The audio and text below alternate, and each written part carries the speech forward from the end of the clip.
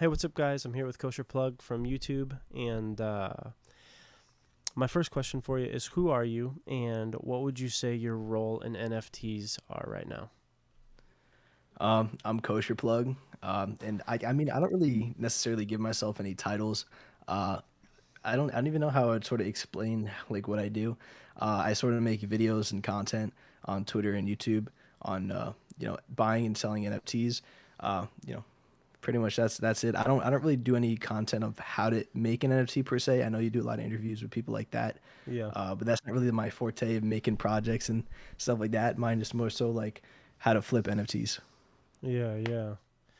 Um, okay, on that line. So, when you're thinking about first impressions about a project, what are you looking for? There's a couple factors of what I do look for in projects. One of the main things is mint amount. Another thing is mint price.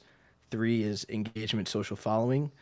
Four, I mean, you could also say this as well, like solid Discord. When there's usually a lot of communities that have they have a really big community, but their Discord's like really like you could tell it's sort of like botted. But like their Twitters are nice and big, but their Discord's like 200,000 people or this or that, and it's warped numbers because they're doing invite competitions. But if they have some type of like invite competition or something like that going on, it usually hops off my radar. But there's a couple of things that I like to look for, and mainly engagement, mint price, stuff like that. That's the top of the list. Okay, why does it hop off the list right away if you see that's they're doing like invite contests? Well, usually what invite competitions do is it adds a lot of false engagement to the chats.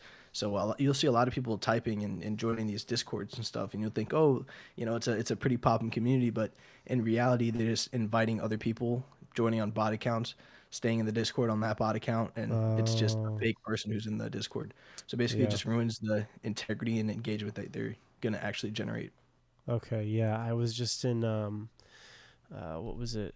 This Discord added me a little while ago. Yeah, Fwen Club, and they opened their Discord like 4 days ago, and they have 123K people in their Discord, but they're doing invite contests for it, and so I'm sure it's gonna be a lot of that same thing where you've got a massive Discord, but like no interaction between people.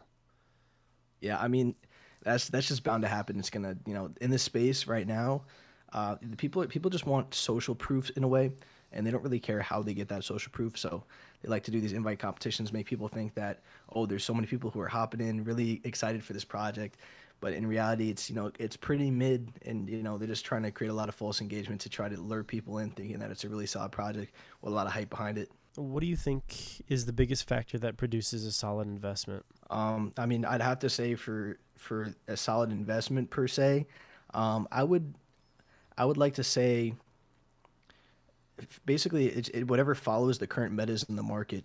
And what I mean by the current metas in the market is what is kind of trending and what people are looking for. A really good example of this is walking projects right now. That's one of the big metas. If I'm looking for a project right now and it's a walking project, it gives an extra bonus. That project is going to end up flying. Uh, you know, even in most cases, there's other metas. Like there was a pixel meta for a little while where every Yeah, project that was yeah, basically like a pixel project would fly off shelves. But right now, basically, if you want your project to fly off the shelves, make a walking project, yeah, follow yeah. what Invisible Friends is doing, and try to hop on that wave. Yeah. I saw that because Invisible Friends, they're doing like random character collective, so it looks like it's the same people and the same Discord that's kind of relaunching new projects. Um, but yeah, I think the guy, what's the artist's name that did it? Is it Nugent Nut or something? I mean, that's the artist for the 3D work, the 3D renders of the Invisible Friends. But I'm not 100% the artist name behind the main set of the Invisible Friends, but Okay.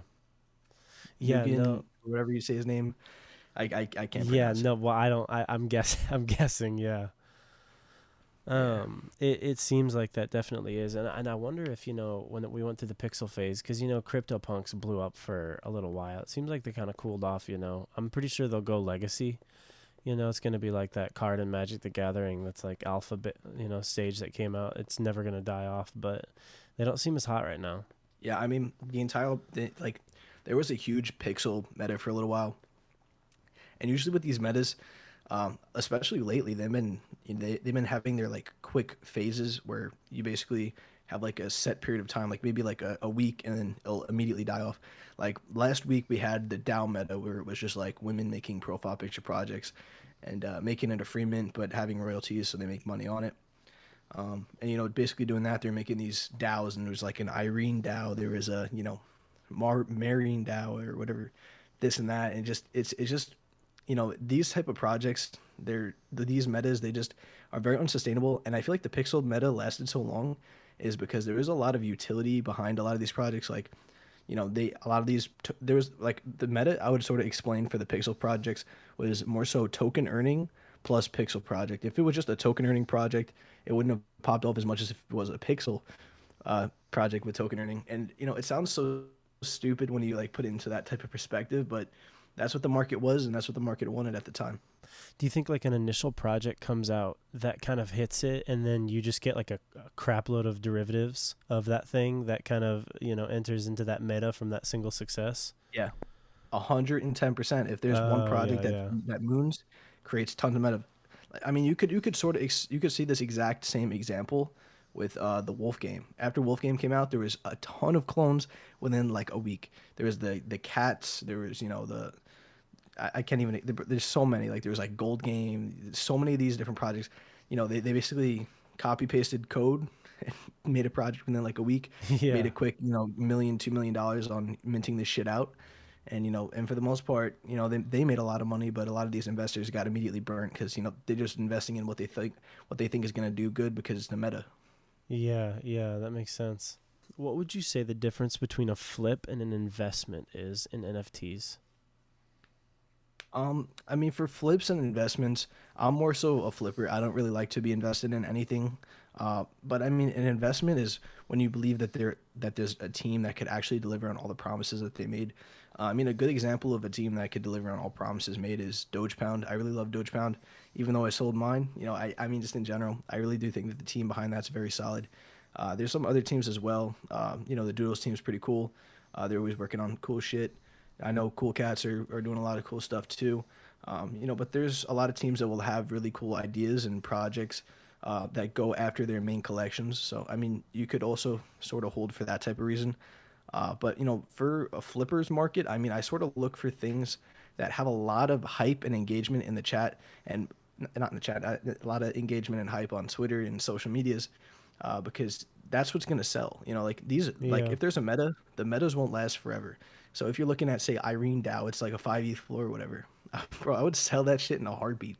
There's no way in hell I'm, Yeah. I'm holding up a picture of some random chick for like 5 ETH when like it's so obvious just a meta. So I don't mess with that. If Oh, there's something wow. that's around that line, I immediately flip. So I mean, you could try to hold it, but best of luck if you're going to be holding something that's like a meta. I mean, if it's an original blue chip project and you could tell like Invisible Friends, if you want to hold that, good for you. That's pretty much that's what I would consider basically a blue chip project. When there's a project that there's metas that are being derivative off of that. Okay. Um, Yeah. yeah, I mean, I wouldn't even consider like Irene Dow a blue chip. I mean, you could say that she was the first one to do it, but I mean, I wouldn't even consider that a blue chip. I feel like that just went off and popped because it was just like it was so memeable, and everyone was making these stupid ones. Like I was even joking around. I put a picture of like a green screen. And I just put like on the text like, "You can't see me," and I said, "Yeah, we're making the next John Cena Dow." Like, because it's just so stupid, Yeah. Okay, that makes sense. So, is there any project that you would even consider holding long term? bro. I was really into fucking doodles. Like I really wanted doodles at the time. Actually, I didn't even. Am I allowed to curse on this thing? I don't even know. We try not to, but it's not a big deal. Okay. Yeah, I mean, I wanted to, bro, I wanted to get into doodles so early. I was talking about them on my page. Yep. I'm like, yeah, this project is gonna be so solid. But I never made an entry, even though I was telling people, I'm like, bro, you need to buy these at like point 0.7. And I was like talking about them even before the mint. They were like, I think like they dipped down to like 0.45 or point 0.5 for a little while. And I was Wow. just tweeting about it. And I was like, yeah, bro, these are definitely gonna go fucking zoom. So I was just telling everyone like look, I'm trying to make an entry on this. I would have held those because it was so obvious to me. Like what I love to look for in this space is unique artists, uh, unique art with unique artists as well who have built a brand behind their entire Hmm. artworks. So I mean, a really good example, Kalan. He's from Cool Cats, very big artist now. He has his own brand, so just in general, like it's huge. Like you want to look for that. Even with like Coolman's Universe, you got a whole entire brand behind the species, and you got cool projects like that. I mean, another one that I'm looking at right now is called Beings. That one's really cool. The artist behind that, Leon Carson's been doing it for years. Projects like that is what I love to look for, and I feel like those type of projects usually tend to do the best in the market when they're artist led and basically focusing on building a brand behind the artwork. Wow. Dang. How long you been doing this? I mean, with NFTs, I mean the first NFT I ever technically bought, and I don't even really consider an NFT, was I guess maybe like Top Shot in like July maybe or something. I got a couple of Top Shot things. And this was like way before like I did anything with like OpenSea or flipping. I just if you get lucky on if you got lucky on Top Shot, you could just get a pack, and with these packs you could sell them, but you'd have to sell the entire account because they're very centralized. That's why I hated Top Shot because like you can't do anything, like you can't sell your stuff, Okay. and they take percentages and it's ridiculous. But I used to do Top Shot, sell the packs on there, and then I stopped doing that for a while because I just figured I'm like, because I made a little bit of money on that, but like nothing like super crazy. I'm like, yeah, it's kind of stupid, and then I have to find a buyer and stuff, and if I get something cool, it's whatever. And then they started dropping packs like left and right, and they kept doing horrible, so I just stopped buying it. And then maybe like I'd like to say a month later, I saw this video by Journey Crypto on Doge Pound, and I was like, oh, this looks pretty cool. So I went to Doge Pound. I was looking in the chats. I'm like, yeah, does anyone got a Doge for sale? Because I only had like I think like point 0.3 ETH at the time. Like that's all the money I had. Okay. So I was like, yeah, I was like, has anyone got a Doge Pound for sale? So I was looking for one of those, and no one wanted to sell me one. And then on Yeah. my Yeah. birthday, and then on my birthday, I was like, yeah, it's my birthday. Anyone wanna give me a Doge Pound for like point 0.3? No one gave me a Doge Pound. The next day, Oh man. I put like another like whatever point 0.3 ETH or something in, and finally got a Doge Pound that went through on a bid. And it was like a good price. Like I was automatically in the profit. Like and I was like holy shit, because I made like 400 $500 just like from being up in the money just from that bid going through. Oh So I was like, wow. I was like, yeah, I was like, yeah, I was like, that's pretty sick. So I was pretty hype on that, and from that point it just kind of spiraled. Like kind of just invested into everything, learned a lot, and made a lot of mistakes. But I mean that comes with the process. Yeah. What do you think were some of the biggest mistakes you learned from? Derivatives for sure. I mean I used to invest in like everything, and every single derivative that I messed with, I pretty much lost money on. Like I remember there was COVID punks I've invested in a long time ago. I was like, oh, these look kind of cool. They're crypto punks, but they have masks on, and that's when COVID was like a huge thing. So Mm-hmm. I was like, oh, these could do pretty good, and they didn't do good, and I lost like a few $100. But at the time, like a few $100 was like a lot of money to me because I bought at like 0.09, Yep. and it went to like 0.04 or 0.03, and I was like, damn, bro, I literally just lost like a few $100, and I was just, yeah, it just sucked. Okay. Another question. So, how do you find new projects? Okay, I mean, this is a pretty open question to ask because I mean I see a lot of these people always asking this question on my like DMs and in my Got it. comment section, but it's very like it's hard to explain sort of, but you just have to follow people on Twitter. Like that's literally your best like way to find these projects early. That's what I do. I just follow a lot of people on Twitter. I see what the market's talking about, and if I see someone retweet something and it looks cool, I look into it. There's like no real way to find Yeah. projects that are looking really cool. The best way is Twitter and social proof. If you see a project that's popping up on your Twitter and stuff like that constantly, or if you're in a Discord and you see someone talking about this project that just came out that looks sick, then that's social proof. You need to see that people are interested in a project and it looks cool before you even start to look at a project. Like usually I like to wait until a project grows a little bit. Like I'll see a project that looks cool, but they only have like 3,000 followers or 4,000 followers. And I like to wait to see what they do because I want that social proof to see that that's what people want in the market. So I Mm-hmm. don't like to invest into projects too early because I like to see what the market does without my help, especially if I'm to like retweet something that they post. That's gonna make a lot of people like that's gonna like sort of like mess with their numbers of engagement, and that's gonna like give them a little boost. And I don't necessarily want to do that just yet. I want to see if it's a project that's gonna actually do good on the second hand from the Oh, social proof that I wow. see. Yeah, yeah. You want to see if it's going to pass between people, just raw excitement instead of, getting like a larger influencer. Because, I mean, you've got like 150K on Twitter. So if you do a 4K project, I mean, they might gain all of that over again just from you jumping on board. Yeah. I mean, sort of in a way. I don't like to brag about anything that I have like engagement wise, but it's Yeah. just I mean, that is always on my mind now because if I retweet something, then they're gonna get a lot more of a following because of that because I retweeted their stuff. And I don't like to seem like I'm arrogant in a way where I don't want to do it because I don't want to give them the following. I just want to see how these projects sort of grow on their own without my help. So yeah. because if a project just has a boost and that's it basically creates fake hype in the market for them. So I Yeah. want to see if they can grow that and that engagement and hype by themselves without my help before I decide if I want to be involved. Yeah. No, that makes sense. I heard Alex Becker talk about this. He said he wasn't going to keep putting projects up in front of people because it was actually artificially inflating the projects instead of them having like a healthy ecosystem. Yeah, I mean, I definitely agree with that. I don't like to ever think of myself as like a bigger creator just because I'd feel like that kind of messes with your ego. Okay. But just in general, I think that having projects grow on their own without help is a really good thing to do. I mean, if they're already have like 20K or whatever, a retweet from me is not going to do too much. Like obviously they already have a pretty good social following and they don't need any of my help. But obviously like it'll help their following as well and gain more people. But if you have that social proof, I feel like 10K, 15K is a perfect spot to be in for an up and coming project, and that's what I sort of look to see when I'm looking at a project to sort of invest in. Especially if I'm going to work with a project, if I want to like have like if I want to talk with them on my page and show them in my Discord and stuff, etc. Okay. Okay. So if we can, I'd like to switch to PlugPass and talk about that for a bit. Yeah, that's fine. Okay.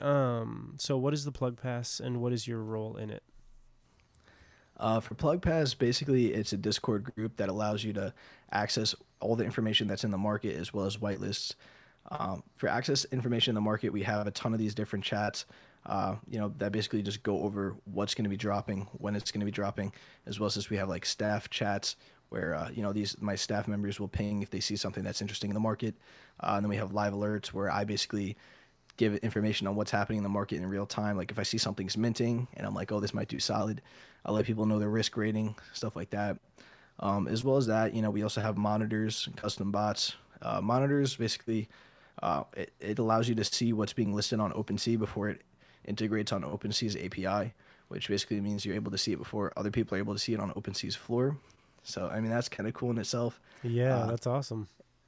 yeah, and I mean for the bots and stuff like that we own, we have the kosher kit, and that's going to be its own separate entity. But everyone who owns a plug pass gets access to the kosher kit for free.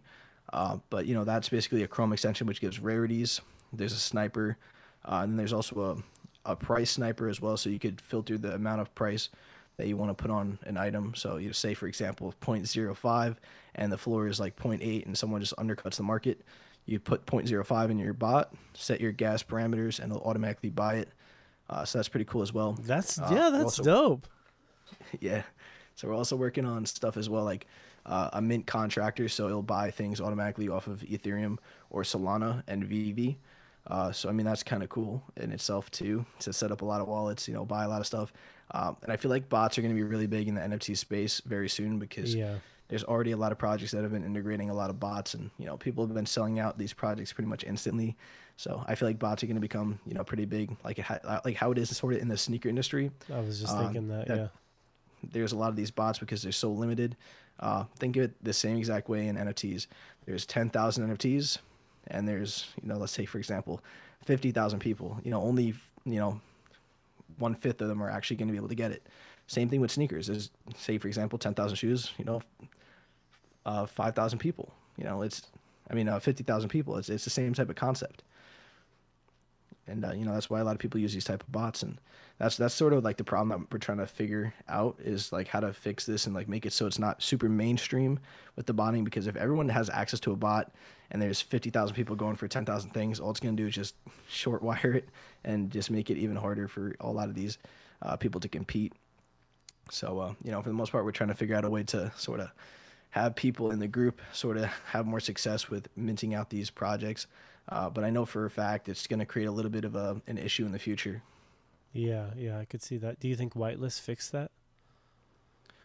I mean, whitelists are really, really good, but the thing is, for a flippers market, like if you're intending to flip projects, the only thing that like whitelists, in my opinion, aren't that great because you could there's so many ways that you could get artificial whitelist. You could you could hire people to grind whitelist for you. This is what You could I know. I just met somebody doing this, and I was like, "What do you do?" And he's like, yeah "Dude, people hire me to talk in chats." I was like, "What?" yeah yeah. I mean, I know a lot of people who've been doing that. They made plenty of ETH, like way more than anyone would make in a year within like on one drop. And it's ridiculous and it's crazy. I mean, it's great. Like I would be doing the same exact thing if I was in their position, but for the most part, I kind of can't because it would hurt my reputation if I'm to be doing a lot of that stuff. But just in general, I know that there's a lot of people who've been doing this, and just as well as just like fucking shit. I forgot I can't really curse, but You're just in good. general, You're there's a good. lot of other things that you could do, and I feel like whitelist kind of ruins that because you could just hire a lot of these people from different countries, just talk in the chats and pay them scraps compared to what you're gonna make, and if you go in a lot of these chats, you could just tell a lot of them are bot accounts and bot people, and just in general, it's going to become more prevalent over time. So whitelists are going to become even more complicated. It's basically going to become like a full-time type of job for a lot of these people. Yeah, no, so I met some guy, and he was like, "Oh yeah, dude, I'll get you whitelist there." And I was like, "What? How?" And he's like, "Oh, dude, easy." He's like, "I'll go in there, man. I changed my profile picture to a girl's. I put some little cute little thing on it." He's like, "I go in there, dude, and I give a bunch of little hearts to the mods and stuff." And he's like, "Dude, 2 days max." He's like, "Bro, I flirt a little bit, I'm in." I was like, "What?" He's like, "Oh yeah, Yeah. dude." He was I mean, bro, it's impersonating.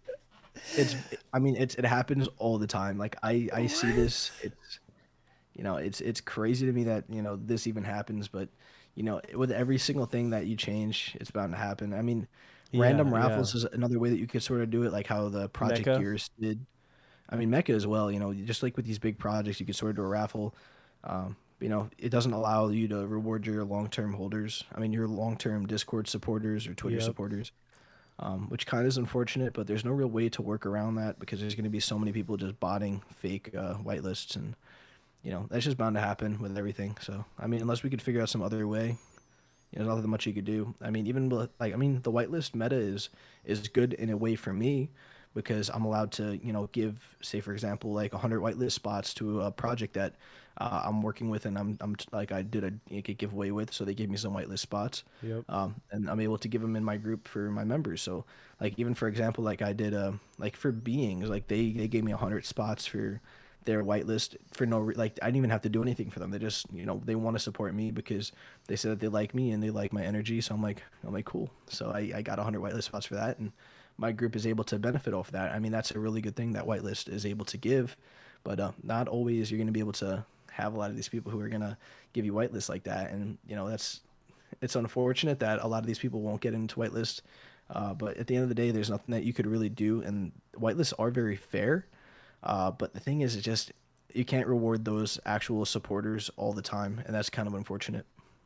Yeah, that makes sense. I see what you're saying. It's just kind of a tightrope in between Yeah, creating, something that's artificial and people. Because I was just in what Discord did I get in today? Oh yeah, it was Wealthy Ape Social Club, and they did a level system whitelist, and you know exactly what happens when it's a level system whitelist. yeah, Chat is like retard mode. Like there's no intelligible conversation. Nobody gets to know each other. It's literal chaos.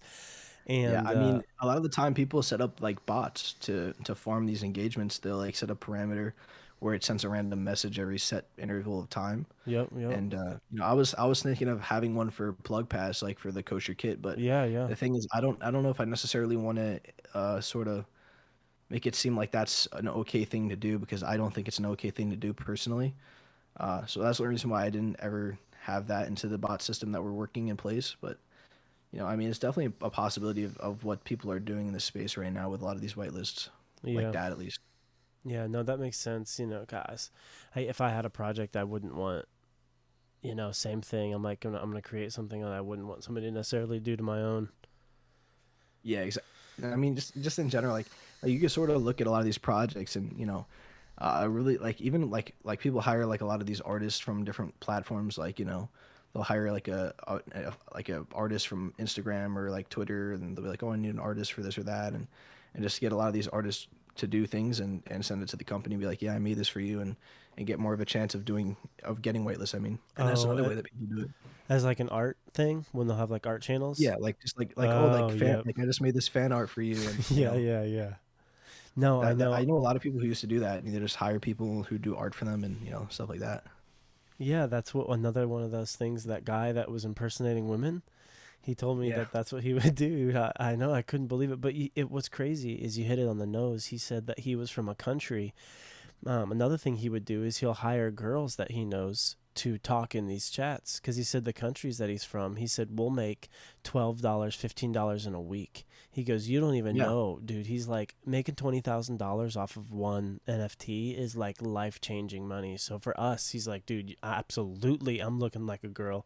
He's like, dude, I'll send as many hearts as I need to, because Yeah, I it's, mean, it's the truth. I mean, you could go on a lot of these websites, hire some VAs, and get it going, but it's a lot harder than you think to manage a lot of these people, and just dealing with the entire situation. But I mean, if you figure out a strategy to do it, go for it. But at the end of the day, a lot of these systems won't be in place because of people who are doing this. mm-hmm. And I mean, just in general, if that's your plan to make money, then I mean, it's not a bad strategy at the end of the day. But it's not really, in a way, morally correct Yeah, to do. yeah, yeah, I get that. Another thing was I liked the art on PlugPass. I thought it was dope. How did you Thank end you. up coming up with that art? How did you choose it? Originally I was thinking more so like a pass, like a credit card type of thing, and have it spinning around. Okay. I wasn't a huge fan of how that looked, so I sort of changed directions. I found an artist on Fiverr, got it going that way, and I saw some of their previous art. I was like, that's pretty sick. They got back to me. I saw it and it was pretty sick. I loved the gold, and Yeah, yeah. from there, just I thought it looked really sick. So No, it looks professional. It gives it a nice professional yeah, vibe. One thing that's really cool about your project, and I was thinking about this. I was like, man, in some ways, like having a project that's like influencer led or something like that, the ability for you to be, yeah, a lot of times, at least in my experience, people in NFTs are not like, it's not like being a Republican. Like, you don't care what the project is, you're looking for success across the board. And most people I've never met are like, they're like only Bears Deluxe, dude. I will never buy another NFT besides Bears Deluxe. Typically, if they're like, oh man, this looks awesome, successful, it's a lot more like, I guess, art oriented. So I guess the long story short is it seems like an NFT project that's really based around all other projects would be, a much more akin to what people are looking for in the space, because most people are, omnivorous in that sense. Is there any project really that they can get their hands on that's going to be successful and a good mint is something that they're looking for? Do you kind of find that's what is happening in your project? Like people that are more interested in minting a lot of different things and a lot of different avenues are kind of leaning towards yours? I'm gonna be honest. I have no idea what you're asking. Okay. So no, I kind of, it was like a run on sentence. So like most projects are based around like their art and like what their utility is, and then they're creating a brand. But your NFT project is like based around all other projects. Like it is Oh yeah, I like, mean, it's like a yeah. hub, and you connect people to other successful projects and give them opportunity for those projects. But it seems like to me that that would be, the most useful way you could use your opportunity in this space or being involved with a project, because most people are in NFTs not to be in just one, but in a lot of them. Mhm. Do you think that's kind of how the community is built in your project? I mean, in my project, a lot of people want to be involved in everything. You know, people don't just want to be in my project necessarily just to be in one other project and look at like, oh, what is my project that I'm only invested in doing? Yeah. People want to be invested into everything at once. Like they want constant information, constant projects, constant opportunities. And I mean, in my group, I like try to provide as much as possible. Like if I see something really cool on on Twitter, like a project that looks really promising, solid white paper, solid roadmap, solid art. I'll post in my Discord. This is a sick project. Try to get in early. It could do very solid. And people really love that, and they like to sort of have that community where people are sort of in the same space, doing the same thing as them.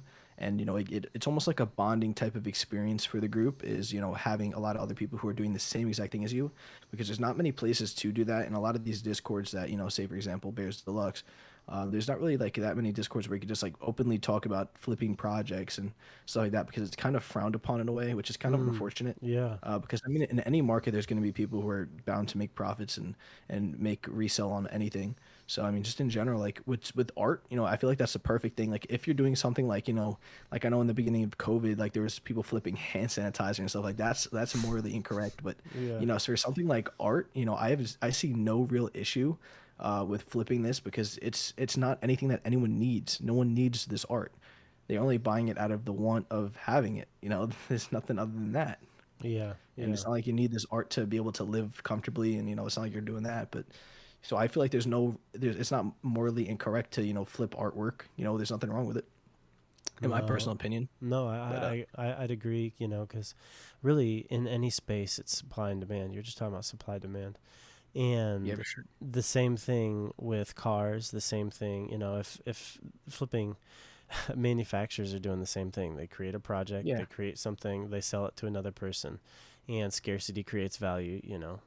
Just with anything. That's why, like, we'll look at these projects with like 200K Discord or whatever, but they're only selling 10,000. You're like, oh, scarce, which is going to make the secondary market skyrocket because people are not going to be able to mint. So no, I think inherently, yeah, no, not at all. I'd agree. yeah. I mean, and just in general, that's why I feel like a lot of people like having like my group, is because they're very like, you could be very open with it. Like, oh, I'm trying to flip this, but I don't know if it's gonna be profitable. And then someone in the group would be like, oh yeah, it looks like a really solid project. I talked with the blah blah, I talked to the team, and everything looks really cool and blah blah. And just creating that sense of community where they could talk freely and wonder about projects that are gonna perform well. I feel like that's a really needed thing, because there's not really many places where you could do that, especially within projects. Most projects don't want you talking about the floor values of other projects, but my community, you could pretty much talk about whatever you want. Like, I mean, with my project, I mean, I don't really care when people talk about the floor value. I feel like the floor value of my project, it sort of represents the value that I bring to my holders, Yep, yep. I can in see a that. way, because just in general, like even like with my project, I don't like to be like, oh yeah, the floor is gonna go really high. And I mean, in theory, I could be like, yeah, we're going to the moon, and trying to try to artificially pump my floors. But Yeah, I yeah. don't care. Like, I don't care if the floor price is 1. I don't care if the floor price is 5. Like, it doesn't matter to me. Like, it's cool, but it's like, it doesn't really make too much of a difference, because I feel like the price of the pass just represents the community and the value. And the other day, the price of the pass, like, because there's like, I think 3 people like out of everyone, there's like 3 listings, and the price of the floor was like 6.9 ETH for like 20 minutes or something. I just thought it was so sick. I was like, well, that's crazy. That And is awesome. just in general, like it's sick, but it's like, who cares at the end? Like, at the end of the day, I don't care about the price. I feel like it'll just represent itself. And people, I never tell people to buy my pass in hopes of making profit on it, because I don't really suggest that. And I mean, you could sort of say that with any project. Like, the project owners aren't going to be like, yeah, buy the project, it's going to go to the moon. And usually people who do that, are typically just trying to get their quick buck and make that Mm-hmm. royalties. And I never support projects who are just like, yeah, this project's going to the moon. And I never like to represent that. And I don't like to inflate anything. I don't like to pump anything as well, like my projects or any other project. So just in general, I just feel like it's very good in the space to be very open with everything, and put all your cards on the table if you're gonna be talking about projects, especially if it's yours. Yeah. Thank you, by the way. Yeah. Okay. I find that influencer driven projects actually seem to get the best deals because of exposure. Do you think that's one of the real winning factors for PlugPass? I mean, that's definitely a huge factor. Like I get a lot of these whitelists because of, people sort of knowing who I am in a way, and the exposure that I could bring to them via my YouTube and Twitter. So I get a lot of these, people who are willing to do whitelist spots for my Discord because of this. But I mean, if this whitelist meta, stops existing, there's always going to be something else for me to offer. But, I could definitely provide more utility and things for the community because I have more say in the community as well. I mean, and that pretty much goes for anyone who has some sort of following because, they have more of a say and more of a voice in the community. Yeah, yeah. I was thinking that. That makes sense. Um, what have you seen bless your project and members the most? Like what project or Like within PlugPass, like what do you think has blessed them the most that you've brought to the table? definitely one of like there's some of these whitelists that I would like to say there was this Metroverse whitelist that we got crazy. We had about 200 mints for the group. The mint price was zero point 0.1 ETH. The current floor is about 1.8 ETH. So I think we like the group as a total made about, if everyone held and sold it like right now or whatever, about $800,000 from that. Dang, that is awesome. And Yeah, and when that you're, what were you gonna say? I was just gonna say that that's just one of the whitelists. Like there's other ones that have been very profitable, and like NanoPass like was another one that like $600,000 profit, and like My Pet Hooligan I think was like $400,000 profit, and there's tons of these like really cool whitelists that we are able to secure.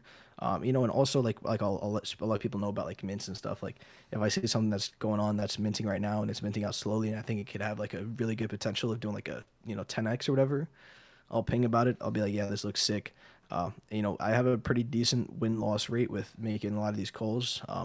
And a lot of my people who are in my group could sort of vouch for that. And yeah, I mean, I feel like the whitelist, some of these whitelists that we are able to secure is a really good benefit.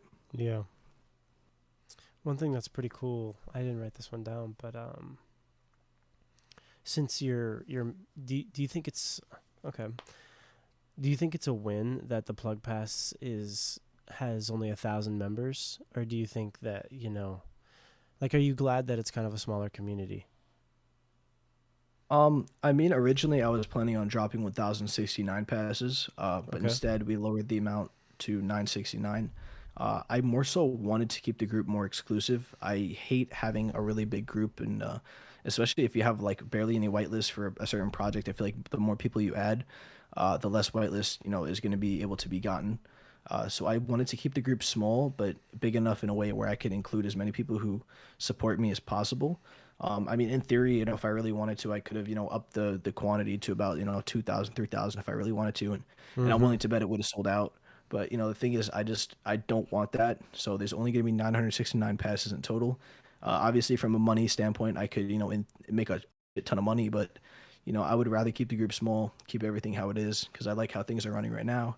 And, just keep maintaining what we have going because it's been working.